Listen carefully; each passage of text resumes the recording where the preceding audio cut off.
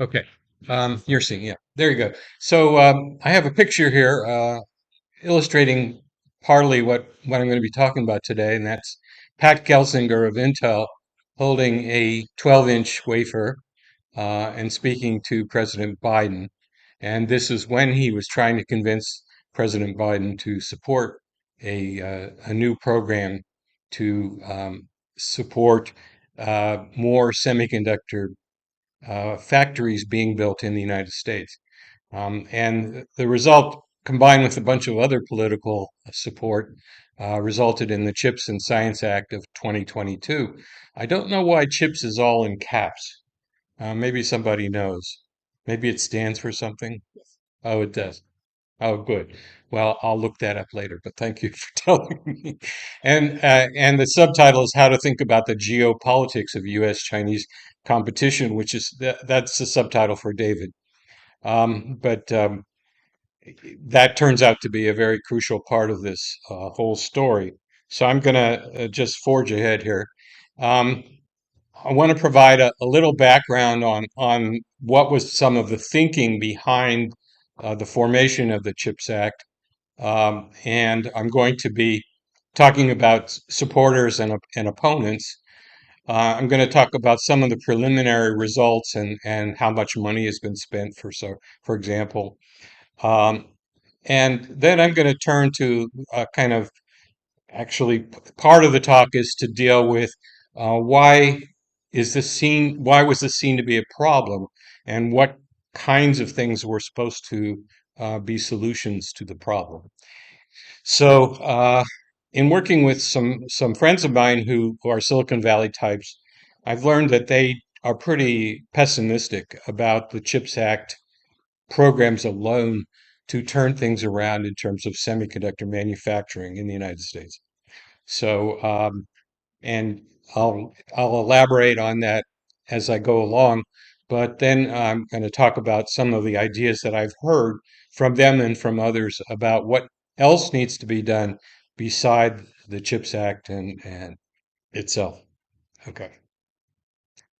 So we're talking about a fairly large market nowadays. You can see that uh, we're almost $700 billion annually in sales of semiconductors, and this is worldwide revenues.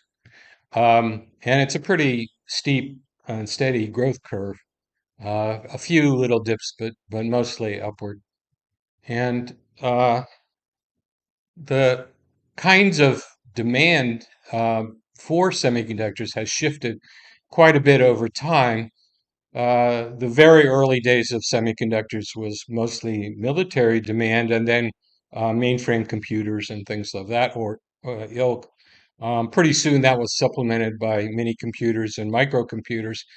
Um, but since 2020, we've seen quite a bit of growth in demand from, for example, data centers, smartphones, the automobiles, mostly EV types of automobiles, but also you'll see computer-like functions in most automobiles, even the hybrids and gasoline-fueled models, for that matter, the diesel-fueled models. I actually drove a diesel-fueled model with a very nice computer in it, and the PC demand in recent years has kind of leveled off. And that we will find out had a very big impact on Intel. So Intel being kind of the most important champion firm in the United States for semiconductors, and one of the few remaining manufacturers, domestic manufacturers of semiconductors. Um, Also, we kind of, as a country, we kind of left the consumer electronics market, with the possible exception of if it depends on how you define the category. If you include smartphones, well, most of the manufacturing does not occur in the United States, but many U.S. firms participate in that market through design of chips and through the systems that they operate. Apple being a major factor there. And demand for consumer electronics, even in the traditional definition, is growing pretty fast.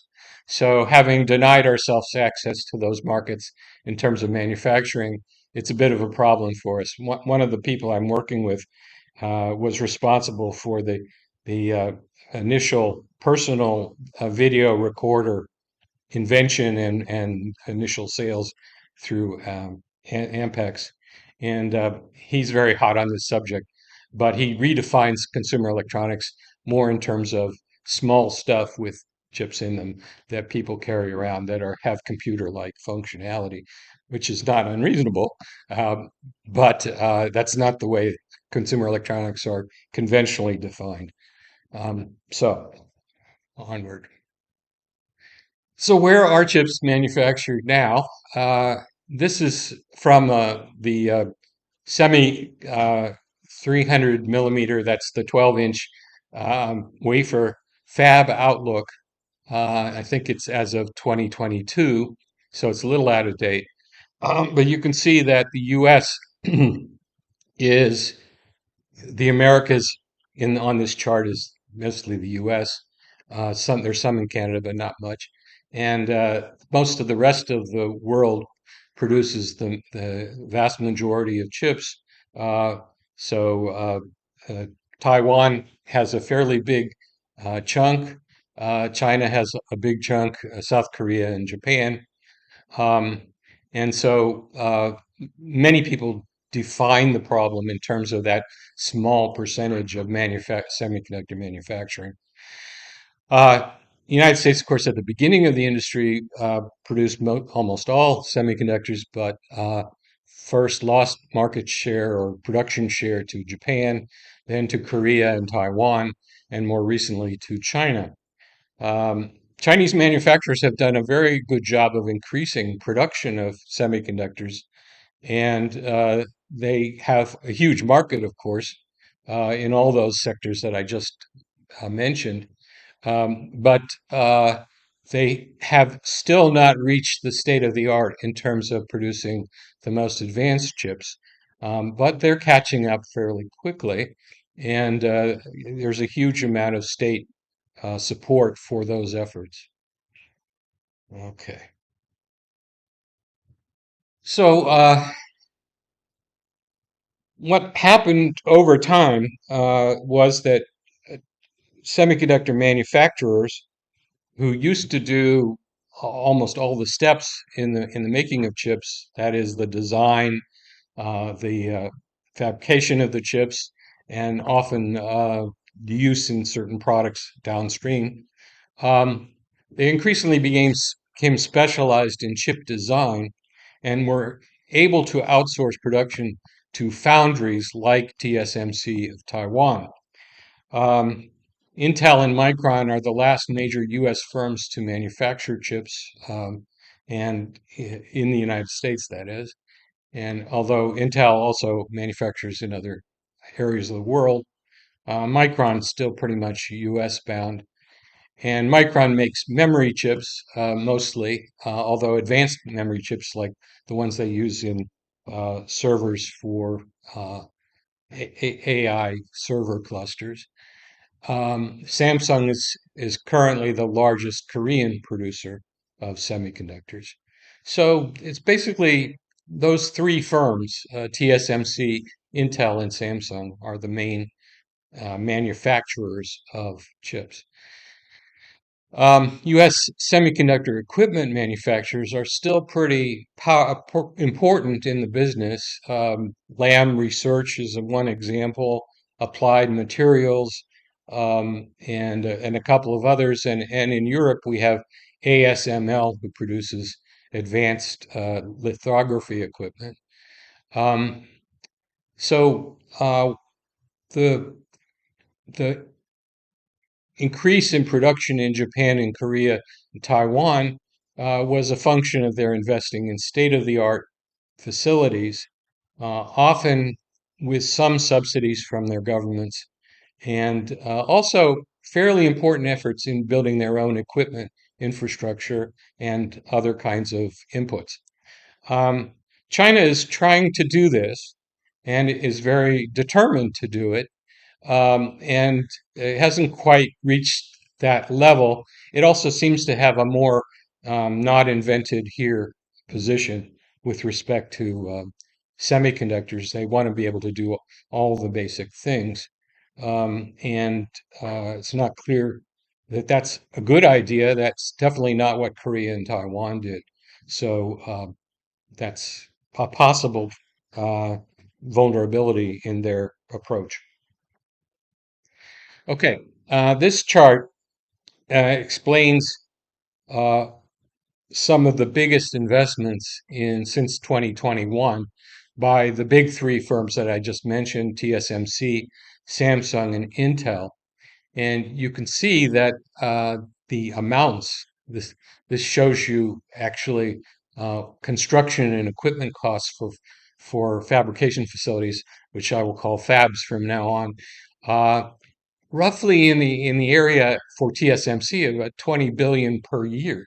So over 4 years, we're talking 90 billion. Uh, and you just keep those numbers in mind when we talk about how much money is being spent on the CHIPS Act. Samsung, similar amounts, a little bit less than TSMC, and Intel more like 10 billion, and quite a bit more investment outside the United States, partly because people were concerned about Intel's dominance of the CPU type chips. Intel had a strategy of marketing its chips as Intel inside. So when you bought a PC or a laptop, it would have this little label on it saying Intel inside. Mine doesn't because it's got AMD. But anyway, that was their strategy, and in order to pacify the objections of foreign countries to being dominated by U.S. manufacturing, they located production outside U.S. And some of that is happening now, especially with the CHIPS Act. There's pressure not just from the United States but also from Europe to locate fabrication facilities outside of uh, Taiwan, and Korea, and China. Okay, like I said before, the latest generation of fabs are much more expensive than earlier generations. So one thing you need to basic information about the semiconductor industry is that we've been through successive generations of technology for making chips. And generally, you can get more circuitry per chip.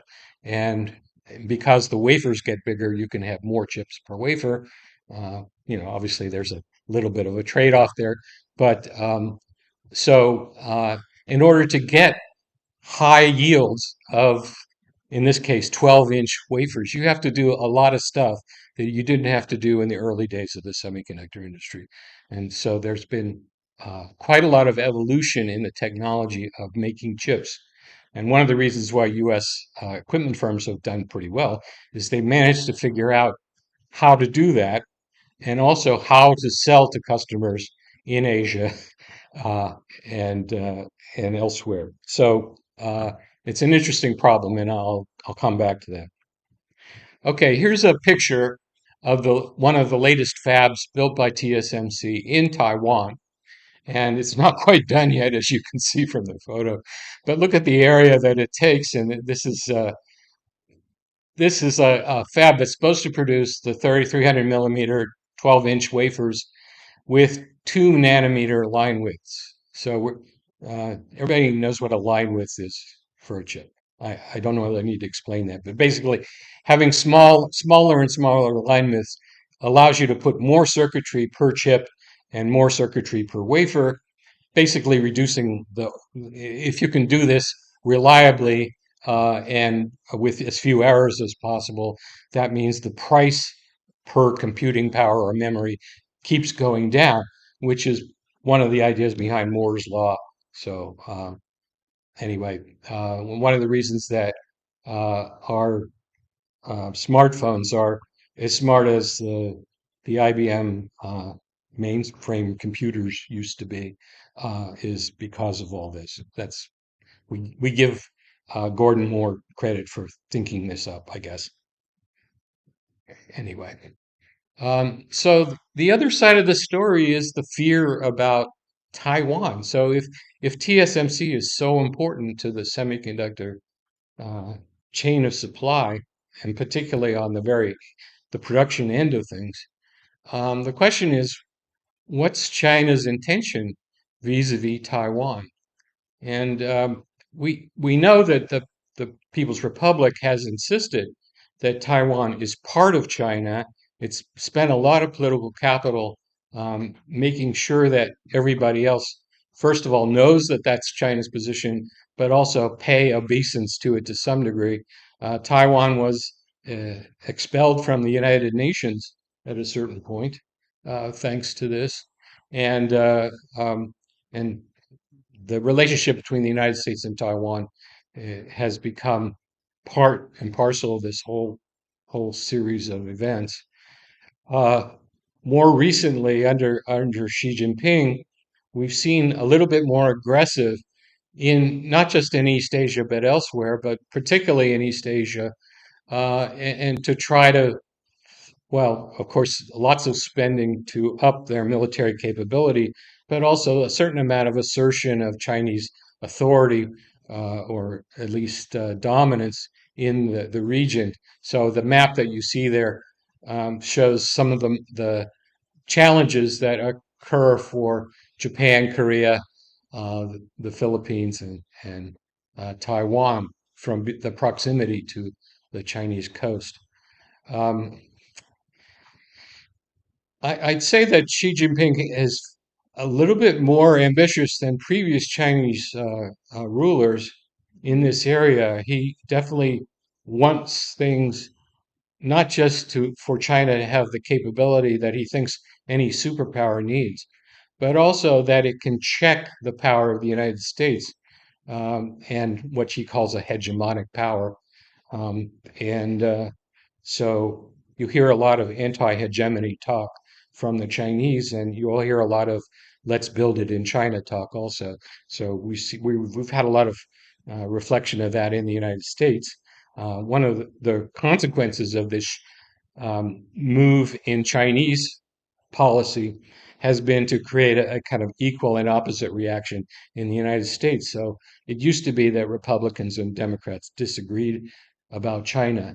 Um, it was Nixon who initiated the opening to China as kind of a counter to Soviet power. And then we've had successive administrations who tried to argue that if we allow China to develop economically, it will tone down its foreign policy aggressiveness and become more like the rest of the capitalist world. And people don't agree that that's the case anymore, and so that's created a kind of consensus across the partisan divide. So I'll be talking about that specifically with respect to the CHIPS Act.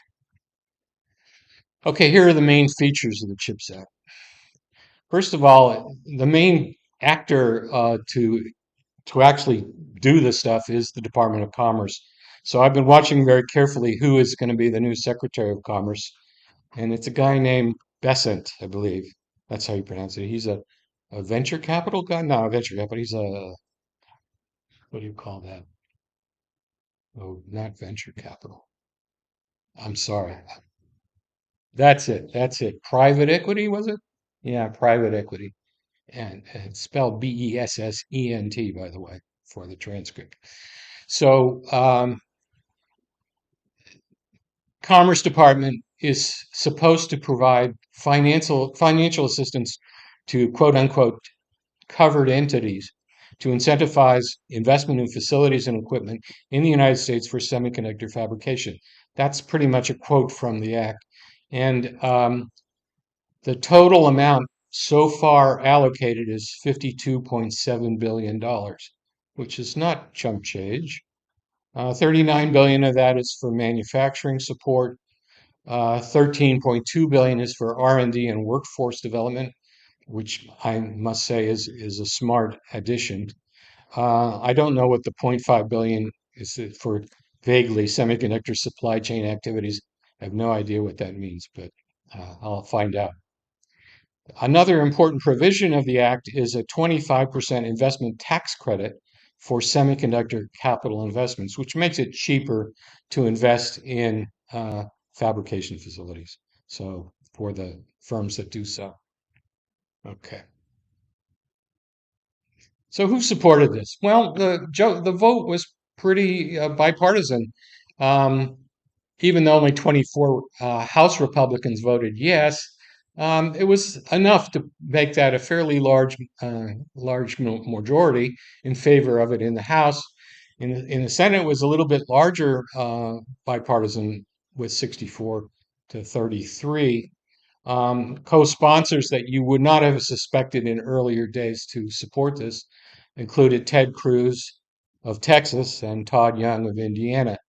I was really surprised about since I'm a Hoosier, I was really surprised by Todd Young because he's not the kind of guy. Most Republicans really don't like quote unquote industrial policy, and uh, and a lot of Republicans still oppose it very vigorously. But if you're in Texas and the plants are going to be in Texas, right? Uh, your Texas legislators, your I'll tell you, show you the geography of it in a minute. But basically, Ohio and Texas receive a fairly big chunk of change as part of the CHIPS Act, and that helped win support for the act. Certain amount of money is going to New York and Idaho, of all places, but that's thanks to Micron, I guess. And and they the Republicans are very strong on the issue of whether we need to have a presence in semiconductor manufacturing for national security and defense purposes. And that's an argument that gets the Republicans going, although a certain number of Democrats also are in favor of that. A fairly important book um, uh, was published about 2 or 3 years ago that made the case for this, the national security connection, and that got a lot of publicity. So here's a quote from Todd Young, again, Indiana. Today, America goes on offense against the Chinese Communist Party, said Senator Young. We have a national security imperative to ensure we don't fall behind China in technological innovation, and getting this legislation enacted into law will help ensure America's global leadership in science and technology. The Chinese Communist Party actively lobbied against this legislation because they know that this bill is bad for China and good for the United States. It, I don't know whether that's true or not. History will show that by enacting this legislation into law, we are confronting the challenges of today and building a more prosperous and secure tomorrow for all Americans. I just quote just to show you uh, why Todd Young may have been a supporter. Okay, so I promised to talk about the geography of it and the, uh, the Micron investment in Idaho. You can see there. Texas Instruments uh, is proposed to put a plant in Nevada, TSMC and Intel in Arizona, uh, Samsung and Texas Instruments in Texas, um, Intel in Ohio, and I'll show you some stuff about that. And looks like in New England, looks like New York rather, Micron and Global Foundries. So you can see that the date for completion is pretty far out for some of these, but nevertheless, that was their intention. This apparently is only investments of 1 billion or more. So I'll go a little bit more into detail. So here's a picture of the TSMC fab in Arizona. It's in Phoenix. They received $6.6 billion from the CHIPS Act. Uh, their first plants in Arizona are supposed to produce N2 and N3 products, and the goal here is for 4 nanometer line widths, which isn't quite state of the art, and that has been a problem for some of the critics. Their TSMC's projected total investment in the United States is to be $65 billion, which is a big chunk. Uh, but remember how much they're spending in Taiwan. It's still the majority is in Taiwan. And then there's the question of whether TSMC will have the state of the art technology in its US fabs. Okay, here's a picture of the Intel fab in Arizona, which is located in Chandler. Um, they received a little bit more money from the CHIPS Act, 7.8, actually $7 billion from the CHIPS Act. The total investment in Arizona from Intel is supposed to be about 20 billion, and they're producing what are called 18 angstrom and 20 angstrom uh, chips. That's roughly equivalent to 1.8 and 2 nanometer line widths. I don't really understand why they switched to angstroms, I guess just to be more uh, unclear. But anyway, so they're aspiring to 2 nanometers. There's still quite a lot of question as to whether they will reach these goals. They've had trouble with their 18A. Yes.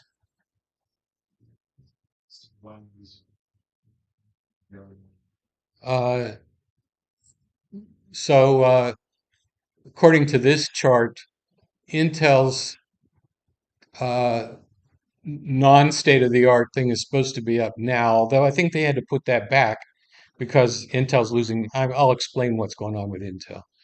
TSMC has also sort of delayed things because they say they can't get enough people and they can't get enough suppliers to meet their deadlines. So, and apparently they've imported a lot of Taiwanese people who now have moved to Arizona, and they have their own colony there, which is a smart thing to do. I mean, who can blame them for doing that? But what that suggests is that we don't have enough trained people for TSMC to hire to put in a state-of-the-art facility. Okay, did that answer your question? Sort of. Okay, here's Samsung in Texas, a huge thing in Taylor, which is near Austin. 17 billion total investment. They're aiming for 4 nanometer line widths, and they're not making microprocessors. They're making HBM memory chips, and these are very important uh, memory chips that so far, I think only Samsung can duplicate the HBM. I'm not real sure about that.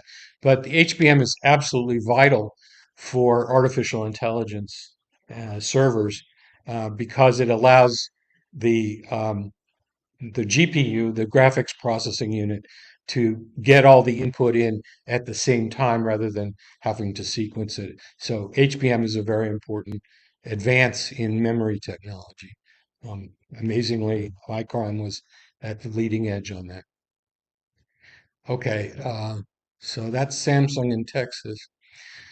Here's something that people could help me with that I don't quite understand. So you can see on the right side of this chart, we're into the angstrom era.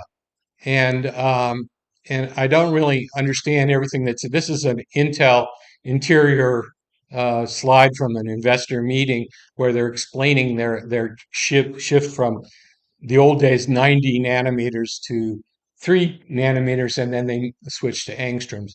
So I just put this slide up because I would love to have more information. I'll have to do more research. You can also see from the chart that the way the surface of the chip looks changes over time. So they're doing more three-dimensional stuff on the surface of the chip in order to pack more circuitry into it. And I think one of the things about the HBM memory is the same thing. They're stacking memory on top of memory to get faster memory response. Again, I don't know the details. So, okay, what's Intel's problem at the moment? And this is where a lot of the concern about the potential for the CHIPS Act to do the job it's intended to do. So on the bottom right there, we've got the share price of Intel since the end of 2023 and lost about, uh, oh gosh, looks like two-thirds of its share price. whereas NVIDIA and Qualcomm are doing just fine. AMD is sort of hovering along. Um, and I'll talk about NVIDIA and Qualcomm and AMD in a bit. But Intel is the key champion from the point of view of semiconductor fabrication.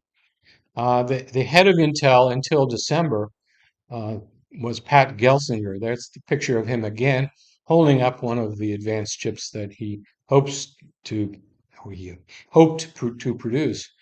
Um, he spent a lot of money uh, trying to create a foundry business for Intel. Up until fairly recently, Intel produced chips only for its own purchase. And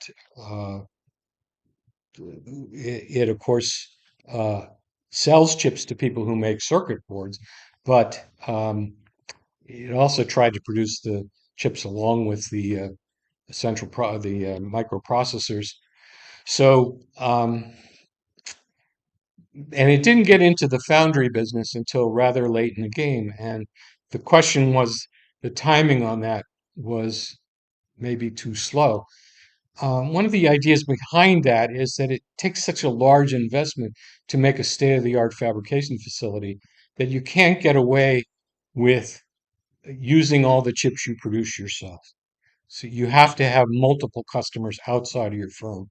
And it's hard to have multiple customers outside of your firm if they don't entrust you with their chip designs. So the basic problem is a semiconductor design company sends their design to the fab facility, and they have to trust them that they're not going to steal it or do something else with it that they don't want them to do. And it's hard to do that if you're also in a competitor in the end chip market, which was the problem for Intel. So it has to kind of separate its foundry business from the rest of its microprocessor business. And it didn't want to do that until recently. And I think a lot of the people who were investors in Intel and a lot of the board of Intel didn't believe that Gelsinger was the guy to do this.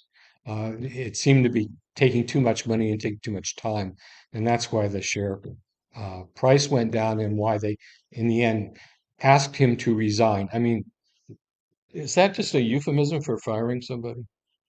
I think it is, yeah. So their 18 angstrom yields are too low, like 20, 30%, something like that, when the industry standards are less than 2%, something like that. It's very costly to have low yields per wafer. And unfortunately, the 18 angstrom fab still has fairly low yields. TSMC beat Intel by moving to uh, extreme ultraviolet lithography faster than anybody else. And to do that, they had to work with ASML of Europe. And that's one of the reasons why the United States, in its wisdom, has decided to tell the Netherlands, where ASML is headquartered, not to send any more advanced lithography equipment to China. So this is one of the many anti-Chinese things that we're doing. Um, the TSMC fabs are quite good at producing high yield 2 nanometer line width chips. And they're doing that already in Taiwan. The question is whether they'll be able to do that in the United States. Okay, one of my collaborators in this project is very concerned about the fact that there's neither the chips nor the downstream products are made in the United States. That is manufactured in the United States. A lot of them are sold in the United States. A lot of them are designed in the United States.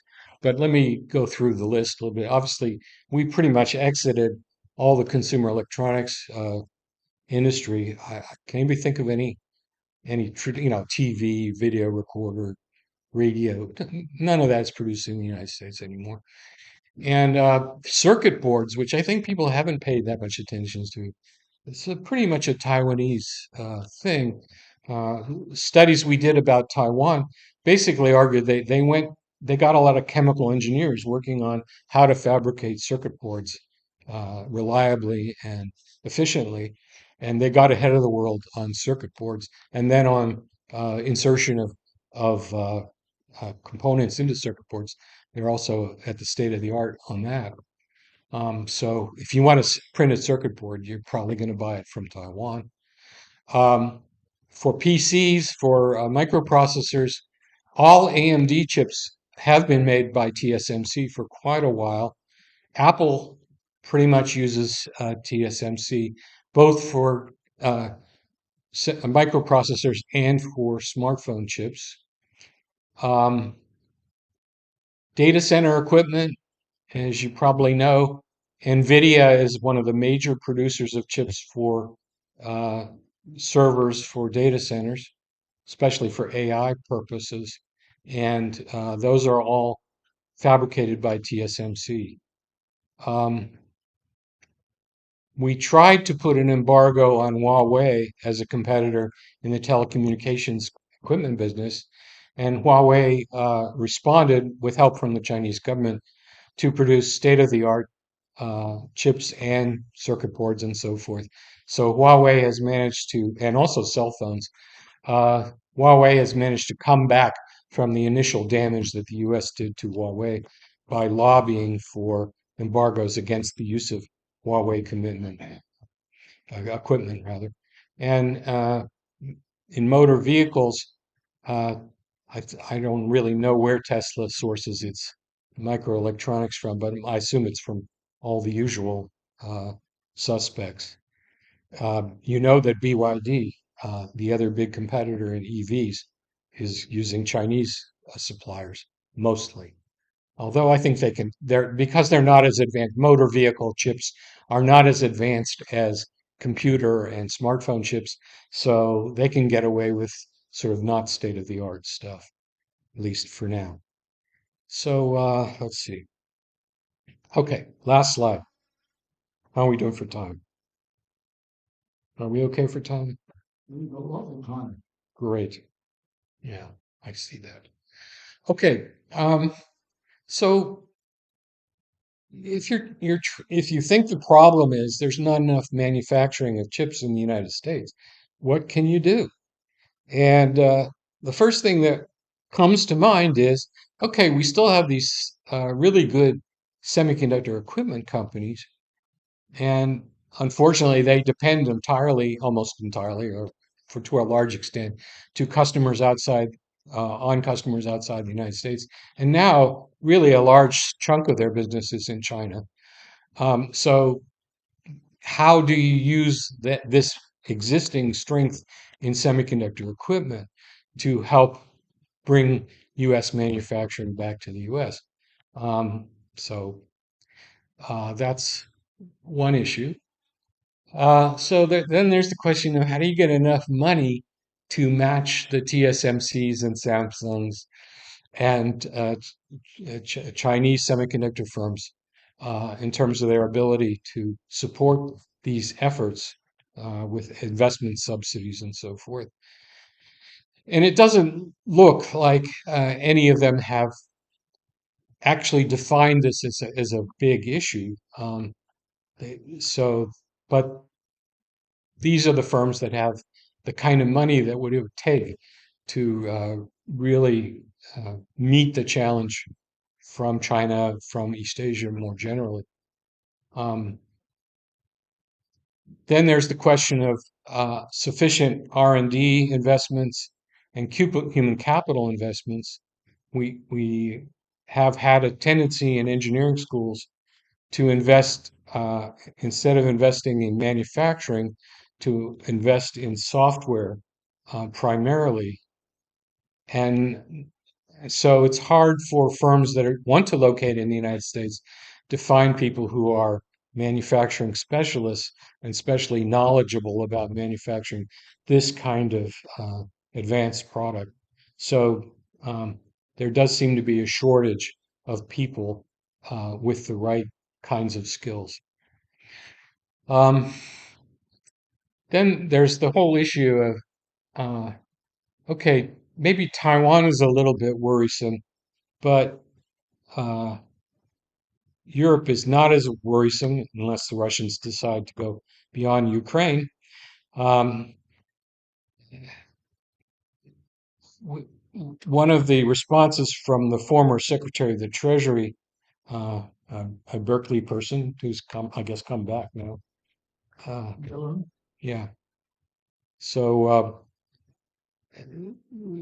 her idea was instead of offshoring, shoring outside the United States, having supply chains that extend throughout the world, we limit our offshoring to friends or allies, um, which would include, by the way, Taiwan. Uh, but the idea of friendshoring is you find friends who are closer to the U.S. and more defendable than Taiwan. I guess is that's the way it has to be defined. So, and clearly, if you're in favor of globalization, you want this strategy to be adopted rather than a pure, America only approach. And in a way, I think we'd be shooting ourselves in the foot if we go the kind of Xi Jinping direction of everything has to be done in our country. Um, it would be foolish for us to go that way, and it would be very unfriendly to our allies too. By the way, So Taiwan actually has plants in Europe. it does. So TSMC has also invested in Europe, as has several other Intel included. So yeah, Europe has been a little bit more steadfast than we have about saying if you're going to sell your products here, we want you to have a local presence. And that's a reflection of that earlier period when the auto industry was at stake, the steel industry was, okay. So now let's see. Do I have any? No, I don't. So I just did some reading, and just to finish up, I just did some reading on what does it mean now that the Trump administration has taken control of the U.S. government. And Mr. Trump announced on what's that guy, Rogan, Bob Rogan? Yeah. He announced that he thought this was a bad deal. The CHIPS Act was a bad deal. We're giving money to firms that don't need the money. Um, he'd rather they spent their own money, and of course they won't. But he says that's and and he he just thinks it's a bad deal. In that Joe Rogan, anyway. Since then, he seems to have toned that down a little, and the new Secretary of Commerce, as I said before, is saying, "Well, we're going to just be more careful with the way we spend this $50 billion. We still think it's a good idea." In other words, Republicans have pushed back a little bit on the idea of getting rid of the CHIPS Act and shutting it down. Um, so we don't know exactly what Trump is going to do here. Um, but he said a lot of stupid stuff about Taiwan. He said a lot of stupid stuff about China. And it's still a big question mark. And that's as far as I can get you with it. And that's it. Thank you. Your last comment, does Project 2020